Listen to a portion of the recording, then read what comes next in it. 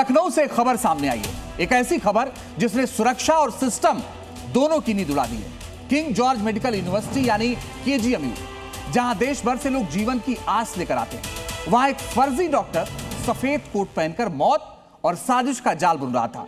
हस्साम अहमद नाम का एक शख्स नीट परीक्षा में फेल हुआ, लेकिन जालसाजी में पास हो गया। लेकिन यह सिर्फ एक फर्जी डॉक्टर का मामला नहीं है, बल्कि इसके पीछे छिपा है एक खौफनाक धर्मांतरण रैकेट। क्या है हसास का ऑपरेशन कन्वर्जन और कैसे योगी सरकार के रडार पर है यह पूरा सिंडिकेट, देखिए इस रिपोर्ट में।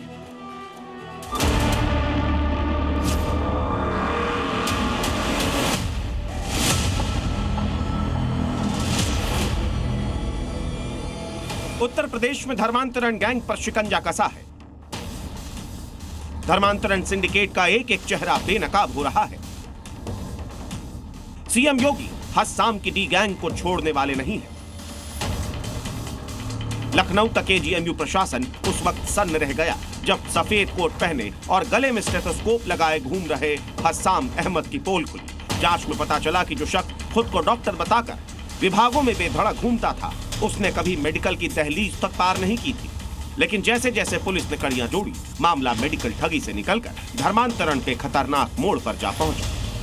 KGMU का पूर्व टेक्नीशियन छात्र भी इसके साथ मिलकर बकायदा 2 संस्थाएं चला रहा था।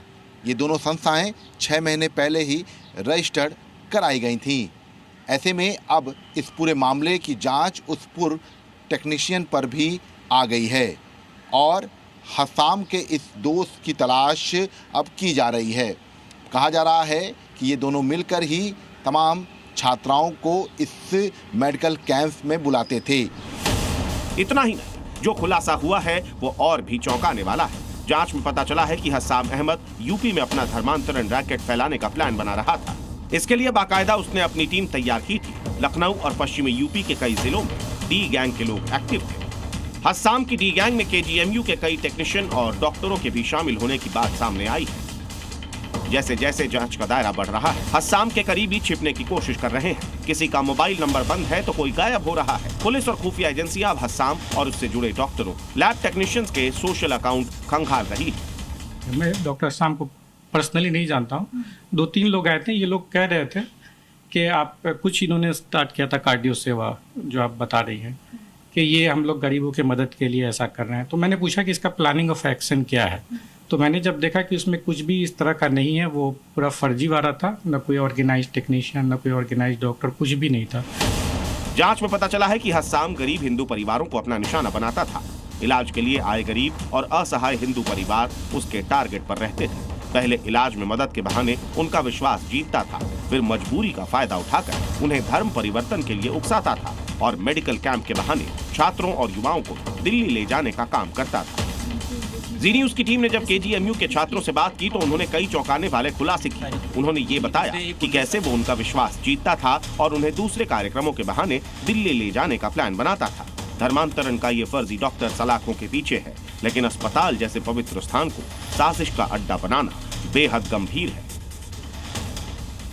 तो ये बताओ कि आप वो डॉक्टर हसम जो थे उनको जानते हैं? जी मैडम, ऐसे उन्होंने डॉक्टर हसम बताया था, अपने जो सीनियर रेजिडेंट हमको बताया था कि वो 2014 बैच के पास आउट हैं यहीं के। उन्होंने उनके द्वारा एक फेक मंसूरी नाम से था, जिन्होंने इंस्टा पे उनका मैसेज आया था और उन्होंने ही बताया था। क्या हुआ फिर वहाँ पे आप लोगों को? क्या अक्सर वो लेके जाते थे कैंप में? जी, हमें तो एक ही बार गया, फिर उसके बाद सर ने बताया कि कुछ ऐसा संदिग्ध आदमी है ये। हमें भी कुछ लगा क्योंकि हमने पहले भी इसको कैंपस में कई बार देखा है।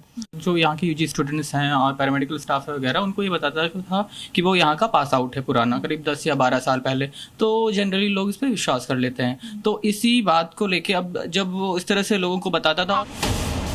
हस्साम अहमद तो सलाखों के पीछे है, लेकिन उसके वो मददगार जो अब फोन बंद करके छिपे हैं, उनका बचना नामुमकिन है। ब्यूरो रिपोर्ट, जी न्यूज।